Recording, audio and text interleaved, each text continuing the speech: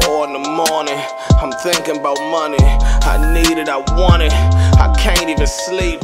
What made you start fucking with battle rap, man? How? Pioneer for real. Yeah. Pioneer like shit. Yeah. My nigga hit you with the brown sugar moment. When you fall y'all niggas just noticing that, right? That's why I stole my question. Every opening scene of real battle rap trap episodes, I open with what made you start fucking with battle rap? And they start talking. And I stole it from Brown Sugar. When did you fall in love with hip hop? But I trapped it up. I trapped it up. What made you start fucking with battle rap? Trapped it up. What's up, man? I mean, you know, I'm older. You know what I mean? I'm 36. So I was born in 1982. And when I got into rap music young, and was into all kinds of music, and to be a rapper, to me at that time, it was just part of what you had to do. You know what I mean? And I think especially for like white kids or people that don't feel necessarily like entitled to the culture in a certain way, sometimes you feel like you have to approach it like holistically and do like everything. And holistic. Yeah. You know, I was gonna stop him. Shout out to the hoes. That sounds like a thought word. Yeah. Holistic. That sounds like a thought holistically.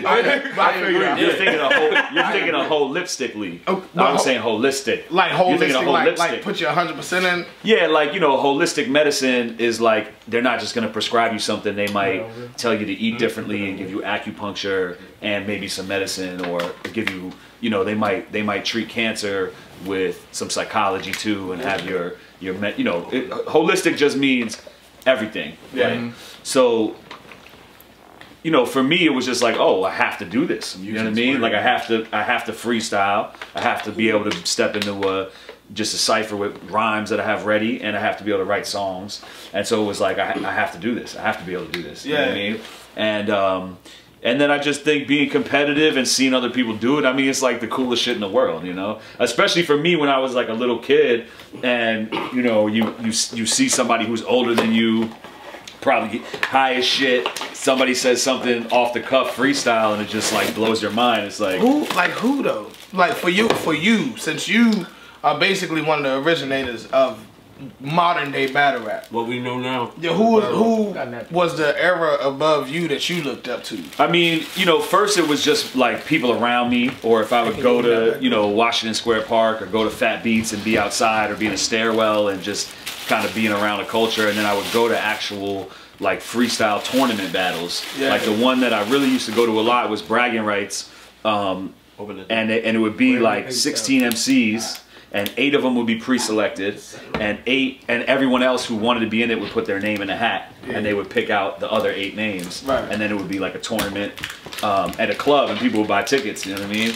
And so when I think it was like an all age. It must have been all ages because I was going there when I was like, you know, 15, 16. It must have been. Yeah. So to me in that era, it would be like C-Ray's Walls and Subconscious and he had the crazy braids and shit. He was fire. C-Ray Walls. Okay, that's fire. And you know what else is crazy is put in the comments, y'all remember. I ain't heard that name in a long time. C-Ray Walls too. That's crazy. Damn. And you know, Pumpkinhead, PH, rest in peace. Fuck yeah, hell yeah. PH, Pac FM, like all the people that he used to run with, Pen, Poison Pen, Immortal Technique.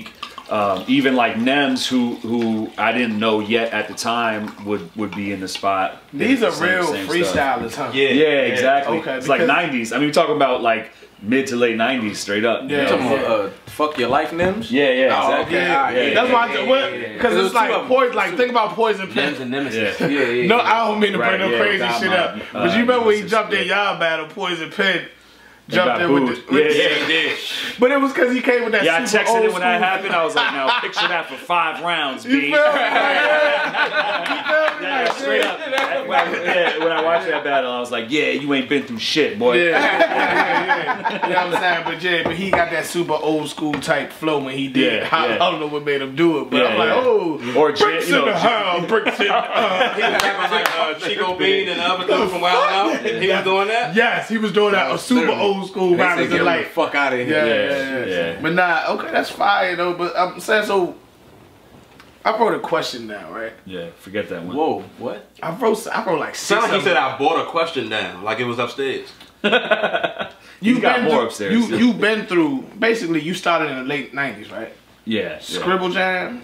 Scribble, I probably didn't get to until like early 2000s, but I was aware of it in the 90s. Like, because I used to write graffiti and shit too. So I would go buy graffiti magazines, and Scribble Jam first started as like a graffiti thing.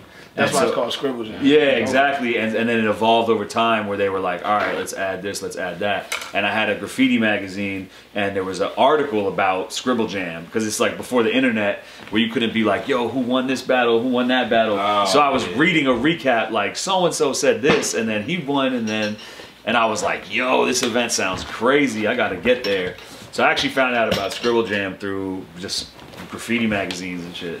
But I was, like bragging rights, the stuff that probably is like not on camera or somebody has a tape in their basement somewhere, is not online, is the stuff that I was doing probably like 98, 99. So what era means the most to you then? Because you've been through every single era of modern day battle rap, from Scribble Jam to everything. I ain't even gonna name all of them. What's the most important? I mean, that era probably just holds the most kind of like sacred spot in my heart, just because when you're... These are kill shots, y'all. I'm ready. Iron Solomon has been waiting for a fucking kill shot. Don't tell me I cut him off either. I don't care. That's what he came for.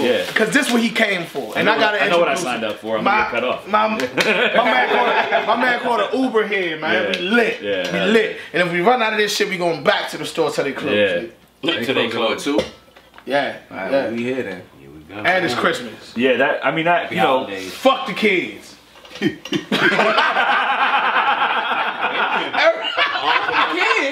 Fuck the kids. Everybody pause. This ain't about them.